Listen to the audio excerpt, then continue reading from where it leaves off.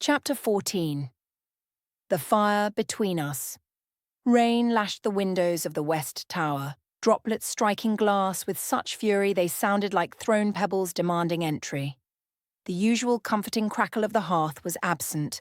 The fire had gone out hours ago, leaving only cold ash and a lingering scent of burnt pine. The chamber had grown chill, the stone walls pulling warmth from the air like greedy hands.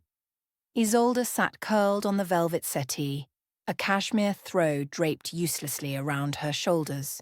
Its warmth couldn't penetrate the deeper cold that had settled in her bones since their return from House Morvain.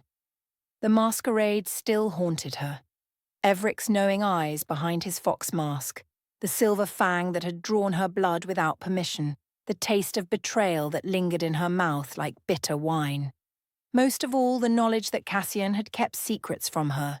Memories, encounters, a history that linked them long before he appeared at her family's door to claim her as consort. And Cassian. He hadn't said a word since they returned. Not when she bathed away the remnants of Everic's touch from her skin. Not when she changed into a simple nightdress and robe. Not when she attempted to rekindle the fire without success, her mortal efforts insufficient to coax warmth from cold embers.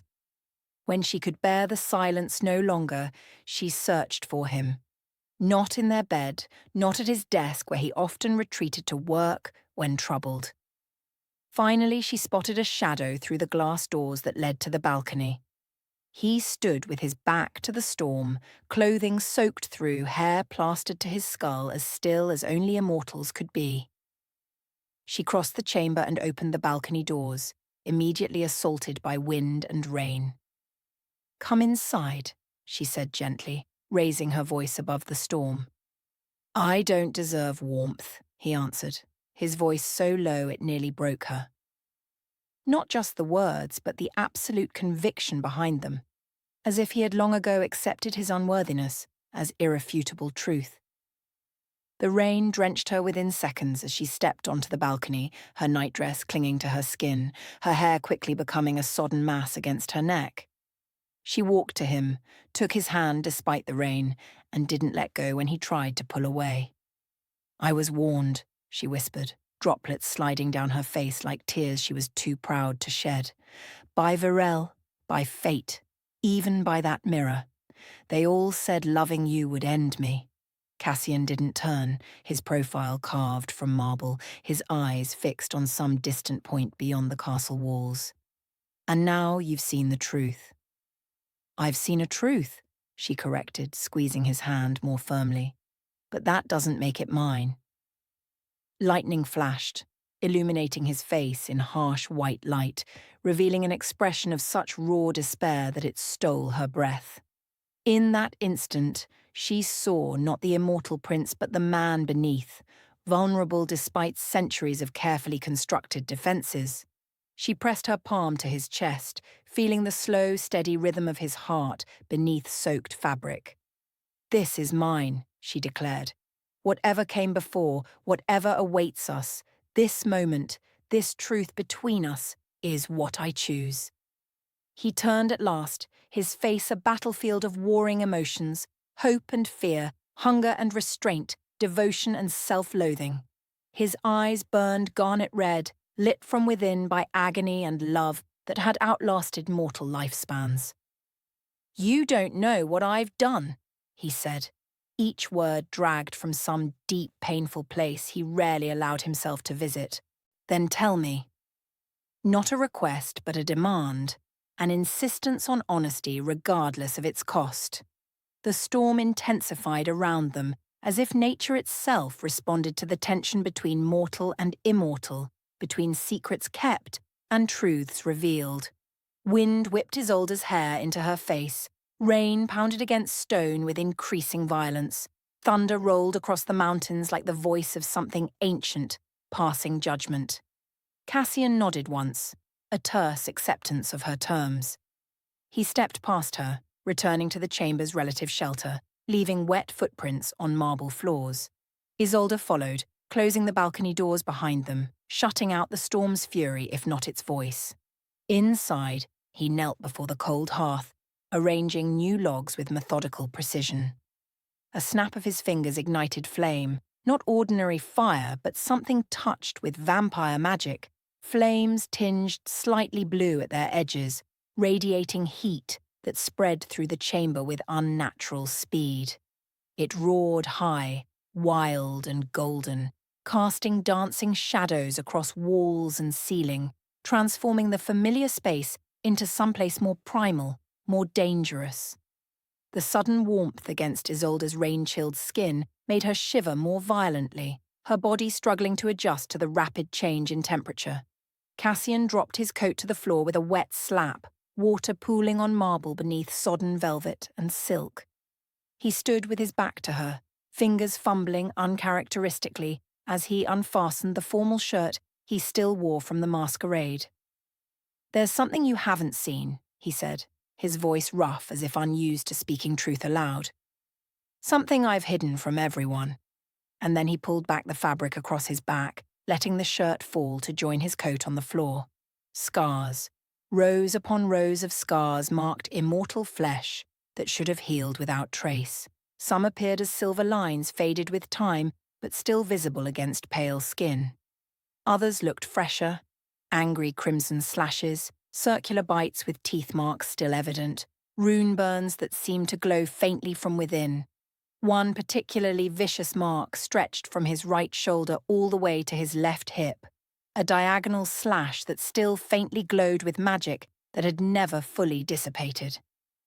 "Every time I resisted the prophecy," he said, head bowed slightly, "the world punished me. Every time I tried to change the path, to avoid what was foretold, I paid in blood and pain." Isolde stepped behind him, her hand rising of its own accord to touch the longest scar, the glowing diagonal that bisected his back. It felt warm beneath her fingertips, pulsing slightly as if alive. "And yet you're still standing," she observed softly, "still fighting." He turned slowly to face her, vulnerability evident in every line of his body, a warrior displaying his wounds not for sympathy but for understanding, for acknowledgement of battles fought in silence. "I've never begged before," he said, voice barely audible above the crackling fire and distant thunder. "Not once in all these centuries, not to my father, not to my enemies, not to fate itself."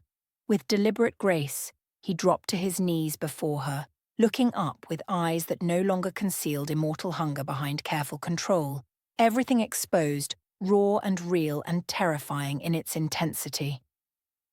"But I'll beg now," he continued, "if that's what it takes to keep you, to make you understand what you truly mean."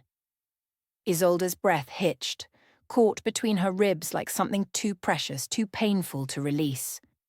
She had never seen him like this, stripped of pride, of power, of the careful mask he showed the world. This was Cassian as no one else had ever witnessed him, offering not just his body or his protection or his name, but the very essence of himself. "I don't want your crown," she said, her hands trembling as she reached to touch his face, "or your throne, or your title." "I know," he whispered. "I want your soul." Her voice gained strength with each word, certainty replacing doubt. "Not the one they promised to prophecy, but the one you try to hide. The one that remembers a lost child in a winter alley. The one that fights despite the scars. The one that kneels not from weakness, but from strength." He looked up at her, hope dawning in eyes that had known too little of it. "You already have it," he said simply. "You've had it since the moment you took my hand in that garden, looked into my eyes, and chose to see the man beneath the monster." They came together then, not as lord and lady, vampire and mortal, cursed and chosen, but as equals forged in suffering, tempered by trials neither had expected to survive. His arms encircled her waist, her hands framed his face. For a long moment, they simply existed in shared space, breath mingling, hearts beating in counterpoint, one slow and steady, one quick and fierce. "Tell me about when we first met," she whispered against his temple. "Not the story you told before. The truth. All of it. He drew a deep breath, arms tightening around her. It wasn't winter, he admitted. And you weren't 7 or 8. You were 12, on the cusp of womanhood by mortal reckoning. Your family lived near the borderlands between mortal territories and vampire holdings. We had a small farm, she recalled, the memory surfacing like a bubble from deep water. My father raised horses. Mother kept an herb garden. Yes. Cassian's voice grew distant, lost in recollection. It was summer, longest day of the year, when the veil between realms thins, when magic flows more freely than usual. You followed a butterfly with wings like stained glass into the forest beyond your father's pastures. Images flickered in Isolde's mind. A butterfly with wings that caught sunlight and transformed it into jeweled patterns on the ground. Her childish delight as she chased it deeper into woods she had been forbidden to enter. The gradual realization that the trees had grown too dense, the light too dim, the path behind her no longer visible. I became lost, she murmured. The forest changed around me, became something other. You crossed the boundary, Cassian confirmed, not just between mortal and vampire lands, but between mundane forests and the ancient groves where older things dwell. Places mortals aren't meant to tread.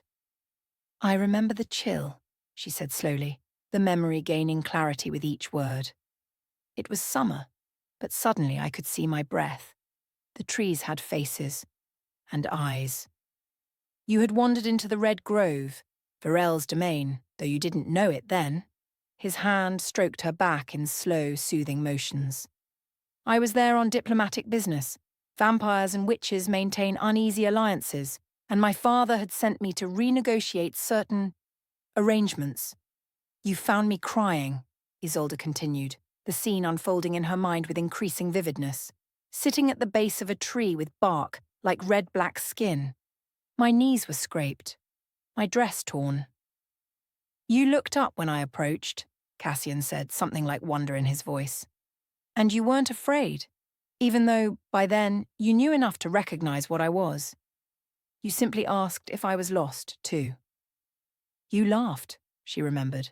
It surprised me, because I'd always heard vampires were cold, cruel creatures without humor or mercy. You surprised me, he admitted. Your courage, your composure, even in fear.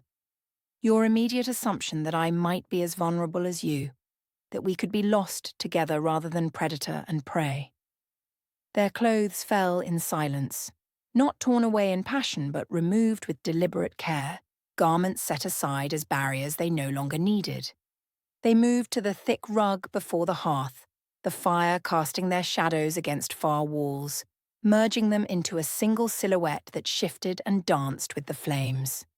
Skin met skin like flint to tinder, the cool marble of immortal flesh warming against mortal heat, small sparks of magic where their bodies connected. Everywhere they touched, the bond between them strengthened, golden threads of connection visible now even to ordinary sight, glowing beneath Isolde's skin, pulsing in time with Cassian's slow heartbeat. What happened next? She asked, her fingers tracing patterns across his chest, connecting the scattered scars like constellations. After you found me in the grove? I should have simply returned you to the border, he replied, his own hands mapping the geography of her body with reverent attention. Left you where your father's search parties would find you. That would have been safest, for you, for me, for the careful balance between our worlds. But you didn't. No. His expression softened with the memory. You were fascinating. A mortal child who saw me as person rather than monster, who asked questions without fear, who treated the forest, even its dangerous aspects, with respect rather than terror. Where did you take me? She prompted when he fell silent, lost in remembrance. To Valenhart, he admitted. Not the main castle, but a hunting lodge on its outer grounds. I told myself it was only until I could arrange safe passage back to mortal lands. But in truth, I wanted to understand what made you different from other mortals I had encountered. We stayed there 3 days, Isolde said, the memories returning in a rush. You showed me maps of stars I'd never seen, taught me words in languages my tongue could barely form, brought me books with moving illustrations. You were an apt pupil. His smile held genuine warmth. Curious, intelligent, unafraid to challenge ideas that made no sense to you. By the third day, I was beginning to wonder. If you could keep me, she finished for him, understanding blooming like a night flower. If I might somehow remain in your world. His eyes darkened with remembered pain. It was selfish, dangerous, impossible by all the laws that govern our kinds. But yes, I considered it. When he touched her, he did so reverently, as if memorizing her through devotion alone, fingers trailing along her collarbone, lips pressing gently against her wrist, palm cradling her cheek with impossible tenderness. Each caress was both question and answer, both apology and forgiveness. When she kissed him, she did so with the fury of someone who had chosen this path despite knowing how it ends, teeth grazing his lower lip, hands pulling him closer with fierce insistence, body arching against his with hunger that matched his own. She was no longer the innocent he had discovered in a forbidden forest, but a woman who had looked into the eyes of destiny and refused to blink. "Why did I forget?" she asked, breath warm against his throat. "What happened on the third day?" Cassian hesitated, shame evident in his expression. "My father discovered us," he said finally. "He came to the hunting lodge unannounced, found me teaching vampire history to a mortal child as if she belonged among us." "I remember his rage," Isolde whispered, his eyes like blood-soaked rubies, the way the very air seemed to freeze around him.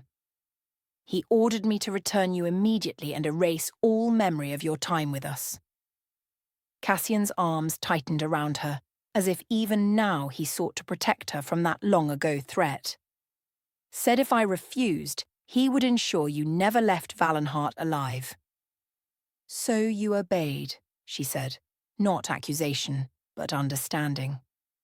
"I took you back to the edge of your father's land," he confirmed. "Used the mind magic all royal vampires possess to blur your memories, replace them with ordinary explanations for your absence, getting lost in the woods, finding your own way home after a frightening but mundane adventure. But something went wrong with the magic," Isolde guessed. "The memories remained, just buried deep." "Not wrong," Cassian corrected. "Incomplete. I couldn't bring myself to erase everything, not your courage, not your wonder, not the connection that had formed between us even then, so I compromised. Buried the memories instead of destroying them, leaving them where they might someday resurface if circumstances allowed." The bond surged between them, no longer a chain imposed by ritual and tradition, but a lifeline they had both chosen to grasp, had both fought to maintain despite forces that sought to sever it. Golden light suffused their joined bodies, illuminating them from within like living flame. For the first time they fed together, not as predator and prey, not as vampire and consort, but as equals sharing essence, sharing strength. She offered her throat with deliberate intent, tilting her head to expose the vulnerable pulse that beat there. "Are you certain?" he whispered, his control fraying visibly at the offer. "Yes," she answered simply. He bit gently, tenderly, the penetration of fang through skin, an act of connection rather than consumption. He took only what she offered freely, the exchange heightening sensation rather than diminishing it, the intimacy of shared blood creating feedback loops of pleasure through their bond. And then she bit back, not with vampire fangs but mortal teeth, kissing the hollow of his shoulder before biting down with enough force to mark, but not truly damage, immortal flesh. He gasped at the unexpected sensation, at the reversal of traditional roles, at her claiming of him as deliberately as he had claimed her. Their blood mingled in the firelight, hers vibrantly crimson, his darker with immortal magic, the combination creating droplets that seemed to glow from within as they fell upon heated skin. Their souls wrapped tighter, boundaries blurring further, his immortality seeping into her cells as her humanity softened the harder edges of his existence. And the storm outside broke, thunder directly overhead, lightning casting blue-white flashes through rain-streaked windows, the elements responding to the ancient magic being rewritten within chamber walls. The universe itself seemed to acknowledge what was happening, a bond transcending the boundaries established at the dawn of vampire kind, becoming something new, something unprecedented, something that threatened foundations laid millennia ago. Later they lay tangled on the rug, watching the flames dance in patterns that occasionally resembled figures, scenes, possible futures. Isolde's head rested on Cassian's chest, her copper hair spread across marble-pale skin like liquid fire. His arms encircled her, one hand idly tracing patterns along her spine, the other clasping hers where their fingers had intertwined. Isolde traced the new scar forming across her own side, a mark that hadn't been there before their joining, a faint crescent of silver fire that mirrored one of Cassian's older wounds. "What does it mean?" she asked, fingertips exploring the slightly raised tissue that neither hurt nor itched, but simply existed, as if it had always been part of her. "That we're no longer separate," he murmured, his own fingers finding the mark, tracing its curve with gentle precision. "The bond is integrating us more fully than before. My wounds become yours. Your strength becomes mine." "Is that normal?" she asked, though she already knew the answer. "No," he admitted. "Nothing about our bond has followed the traditional pattern. The golden light, your resistance to vampire blood, these shared marks, all unprecedented." "Because I'm not like the other brides," she suggested. "Because we're not like previous pairings," he corrected. "It's not just you, Isolde. It's what happens when we come together. Something new, something neither vampire nor mortal, but beyond both." She shifted to look into his eyes, finding them clearer than she had ever seen them. The careful mask he wore for the world completely absent now, allowing her to see the full depth of emotion, of wisdom, of fear and hope accumulated through centuries of existence. "Is that what frightens them? Your father? Everic? The court?" she asked. "That we're becoming something they don't understand? Something they can't control," he clarified. "Power recognizes its own limitations. When something new arises, something that doesn't follow established rules..." He trailed off, his expression darkening. "The old powers will unite to destroy it, lest they be replaced."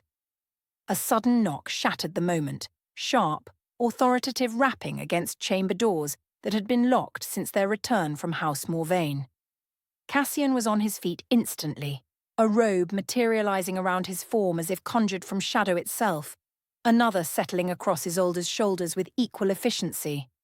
"Enter," he commanded, his voice resuming the authority of a royal prince, all vulnerability carefully concealed once more. A guard stood beyond the door, pale and shaken, his formal posture betrayed by the tremor in his hands, the sheen of sweat at his temples despite the corridor's chill. "My lord," he said, eyes wide with barely contained panic.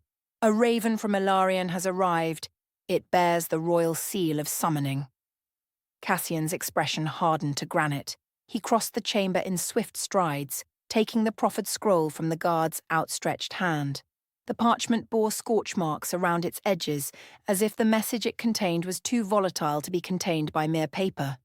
He broke the seal, black wax impressed with a symbol Isolde didn't recognize, something ancient and unsettling that seemed to shift slightly even as she tried to focus on it. He read in silence, his posture growing more rigid with each line.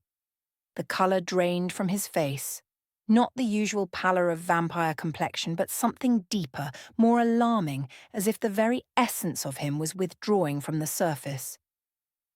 "My lord," the guard ventured when Cassian remained silent, "shall I prepare an escort for your journey to Ilarion?"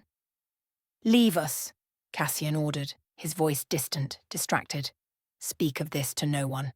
I will issue instructions when decisions have been made." The guard bowed deeply and retreated, pulling the door closed behind him with a sound like a tomb being sealed. "What is it?" Isolde asked, rising from beside the fire, drawing the robe more tightly around herself as a chill that had nothing to do with temperature crept up her spine. Cassian turned slowly, the scroll dangling from suddenly lifeless fingers. "Everic has summoned the Blood Council to challenge our bond," he said, each word falling like a stone into still water, creating ripples of consequence that expanded outward, distorting everything they touched. "On what grounds?" she asked, though fear already coiled in her stomach, a serpent awakening from slumber. "On the grounds that I've made you immortal without right," he replied, crossing back to her, taking her hands in his touch conveying what words could not, the full magnitude of the danger they now faced. "He claims the golden light, your resistance to vampire blood, the marks we now share, all prove that our bond has transcended the permitted boundaries between mortal and immortal." Isolde's throat dried, understanding dawning like a winter sunrise, cold, harsh, unforgiving. "They want to tear the bond," she said. Not a question, but a realization. Cassian nodded, his eyes reflecting firelight like blood-soaked garnets. "And they mean to start with you." That night, wrapped in each other's arms, though sleep eluded them both, Isolde drifted finally into uneasy dreams. She found herself standing on a high precipice overlooking a landscape that wasn't quite Valenhart, but something older, more primal. Mountains like teeth against a sky the colour of old bruises, forests that writhed with awareness, a distant citadel crafted from bone and shadow that pulsed like a heart. In the dream, she felt a strange weight at her shoulders, a pulling sensation at her back. When she turned her head to look, she gasped, wings extended from her shoulder blades, massive and terrible and beautiful. Not feathered like a bird's, not leathery like a bat's, but composed of something between blood and flame, between ash and shadow. They spread wide, catching currents of air she couldn't feel against her skin, but that made the wings themselves ripple and flow. As she watched, golden light began to trace patterns through the crimson-black surface, runes she couldn't read but somehow understood, symbols of transformation, of boundaries crossed, of nature itself being rewritten. "You see now?" came a voice, neither male nor female, neither kind nor cruel, simply present in a way that resonated through her very bones. "What you are becoming." She turned, searching for the speaker, but found only swirling mist that occasionally suggested a figure without fully revealing one. "What am I becoming?" she asked, her dream voice steadier than she felt. "What you were always meant to be," the presence replied. "What was written before the first vampire rose, before the first witch cast her circle, before mortals forgot the true nature of the world they inhabit." "And what is that?" she insisted, stretching her new wings experimentally, feeling how they responded to her will as if they had always been part of her. "The bridge," the voice said. "The vessel, the catalyst, the one who transforms rather than submits. The bride who consumes rather than is consumed." She woke with a strangled gasp, her back burning as if branded, the scent of ash and roses filling the chamber, though the fire had died to embers, the storm had passed, and dawn was breaking over Valenhart's eastern towers. Beside her, Cassian stirred, instantly alert to her distress. "What is it?" he asked, gathering her into his arms. "I dreamed of wings," she whispered against his chest, "made of blood and ash and something else. Something that felt like your essence and mine, merged into something new." His arms tightened around her, his expression grave in the grey light of early morning. "The transformation progresses faster than I expected," he murmured, more to himself than to her. "We have less time than I hoped." Before she could question him further, another knock sounded at their chamber door, more formal than the guards had been, a pattern that denoted official royal business rather than urgent message. "Prince Cassian," called a voice Isolde recognised as belonging to the king's personal herald. "Lady Marin." Your presence is commanded in the throne room at midday, by order of His Eternal Majesty, King Renatus Vaelros. Cassian rose, crossing to the door in swift strides, opening it just enough to acknowledge the herald without allowing him to see into their private chamber. "On what matter does my father summon us?" he inquired, his voice betraying nothing of the tension Isolde could feel radiating through their bond. "The matter of Ilarion, my lord," the herald replied with careful formality, "and the challenge brought by Lord Everic Morvain against the bond between yourself and the mortal bride." "We will attend," Cassian stated, closing the door without waiting for response. He turned back to Isolde, his expression resolute, despite the shadow of fear she saw behind his eyes. "So it begins," he said simply. "The final battle for what we are, what we're becoming." "Together," she reminded him, rising from their bed, standing straight despite the lingering sensation of phantom wings at her back. "Whatever comes, we face it together." "Together," he agreed, crossing back to her, taking her hands in his. "Even unto the end of all things." Chapter 15. Trial by Blood.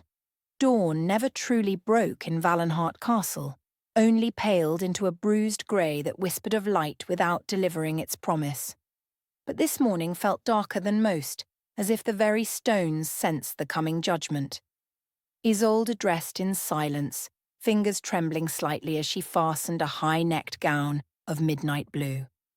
The summoning to the throne room still echoed in her mind, formal, cold, inescapable.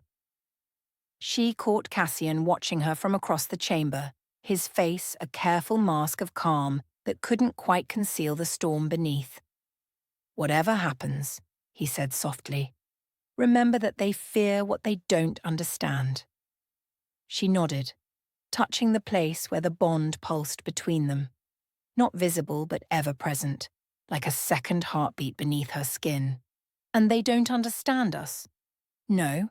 His lips curved in the barest suggestion of a smile. "They never will."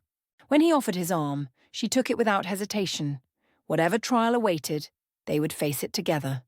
The throne room stretched before them like the maw of some ancient beast, all gleaming obsidian and blood-veined marble.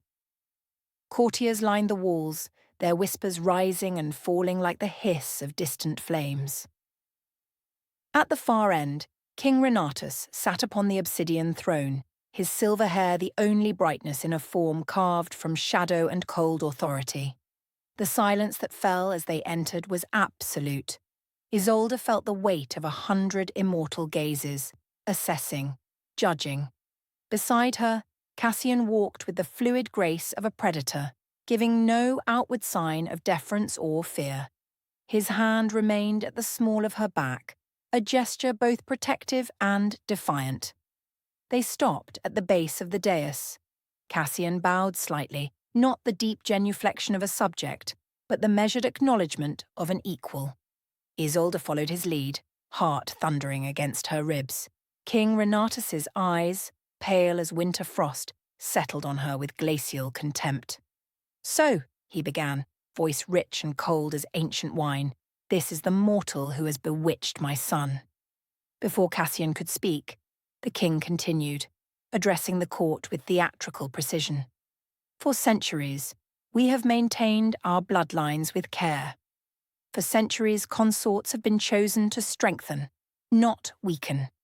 And yet, the Crown Prince brings before us a temple orphan with no name, no lineage, nothing to offer but the corruption of his judgment." Murmurs rippled through the crowd.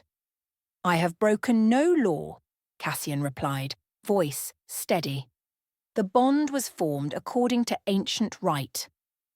"The bond," the king echoed with a curl of his lip, "is precisely the issue. You've soul-bound yourself to a mortal without royal consent, without council approval, without considering the consequences to your line and your throne." "I considered everything," Cassian countered, "including the cost of denying what was meant to be." The king's laugh was brittle as shattering bone. "Meant to be? Listen to yourself. Speaking of fate like a lovesick child." His eyes narrowed to silver slits. "This girl has seduced you into weakness." "That's enough," Cassian snapped, but the damage was done. At a gesture from the king, 2 guards advanced on Isolde. Cassian moved to intercept them, but 4 more materialized from the shadows, restraining him with practiced efficiency. He snarled, fangs fully extended, eyes blazing crimson. "Touch her, and I will end every one of you." The king rose from his throne, descending the dais with measured steps. "You see, my lord," he addressed the court. "Violence, insubordination, all for a mortal whose blood has clearly poisoned his reason." The guards seized Isolde, forcing her to her knees. Cold iron shackles snapped around her wrists, the metal etched with runes that made her skin burn where they touched. She refused to cry out, even as tears of pain threatened at the corners of her eyes. "If her influence is so potent," the king continued, drawing a thin silver blade from his sleeve, "perhaps we should see the quality of the blood that has enslaved a prince." He approached Isolde, blade raised. Cassian's struggles intensified, the guards straining to hold him. "Father," he warned, voice barely human now, "if you harm her, there will be no force in this kingdom that can protect you from me." The king paused, blade hovering inches from Isolde's throat. "Such devotion," he murmured, "such misplaced loyalty." With a swift motion, he sliced the blade across her collarbone, not deep enough to kill, but precise enough to draw a crimson line that bloomed against her pale skin. Blood welled, then trickled down the hollow of her throat. The scent filled the chamber. Several younger vampires stepped back, nostrils flaring. Others leaned forward, hunger darkening their eyes. "Look," the king commanded. "Look at the blood that has turned our prince against his own kind." Isolde kept her gaze level, even as the pain bloomed hot and sharp. "I didn't turn him against anything," she said, her voice stronger than she felt. "I only showed him what it means to choose." The king's expression hardened. He made another cut, this one across her forearm. More blood flowed, staining the shackles, dripping onto the polished floor. The room's atmosphere shifted, grew heavier with predatory intent. "I declare Isolde Marin guilty of enchantment and corruption of royal blood," the king announced. "The traditional punishment is trial by blood." Cassian's voice cut through the chamber like a blade. He had ceased struggling, his posture now eerily calm, the stillness of a storm's eye. "I invoke the right of blood judgment," he continued, each word precisely measured, "as is my right as crown prince and heir to the obsidian throne." The king's composure faltered for the first time. "You cannot. I can, and I do." Cassian's eyes burned like twin embers. "By the laws you yourself have upheld for centuries, I have the right to defend my consort's honor through combat." Whispers erupted throughout the hall. The trial by blood was ancient, rarely invoked, a duel of legitimacy that could not be denied even by the king himself. "The law demands 3 champions," said Lord Kelrick, stepping forward with ill-concealed eagerness. 3 of noble blood to test the claim." "Then choose," Cassian replied, his voice like silk over steel. "Choose, and watch me spill their blood across these sacred stones." The guards released him, stepping back as tradition demanded.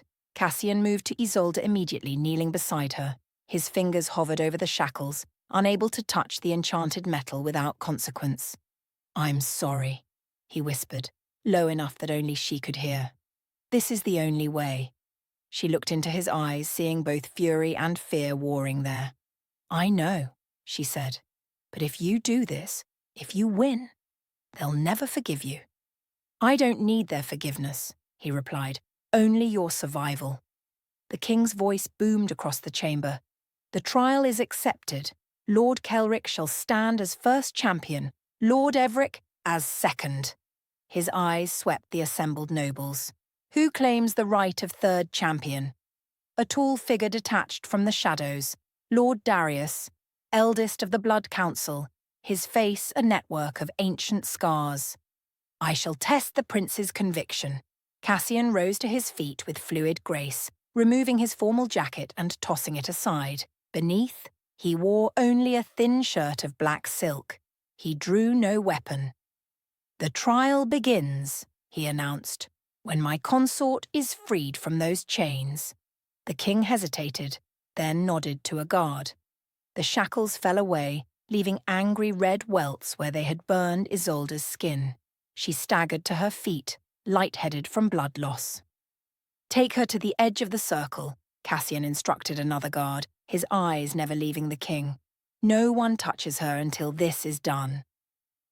A ritual circle was quickly drawn on the floor with consecrated chalk, ancient symbols of judgment and blood rite that glowed faintly in the chamber's dim light. Cassian stepped into its centre barefoot now, his entire being radiating deadly focus. Lord Kelric entered first, sword drawn. He was young by vampire standards, barely 2 centuries, but renowned for his vicious speed. "I've always wondered what the prince's blood would taste like," he taunted, circling slowly. Cassian didn't reply. He merely stood, utterly still, waiting. Kelric lunged, lightning fast, blade aimed at Cassian's heart, but where the prince had stood was suddenly empty air. Cassian moved like liquid shadow, appearing behind his opponent. Before Kelric could turn, Cassian's hand closed around his throat. "Like this," he whispered, and tore into the vampire lord's neck with his fangs. Blood erupted, bright and shocking. Kelric's scream died in his ruined throat. Cassian didn't drain him, merely let him fall, gasping and defeated to the edge of the circle. The court watched in stunned silence.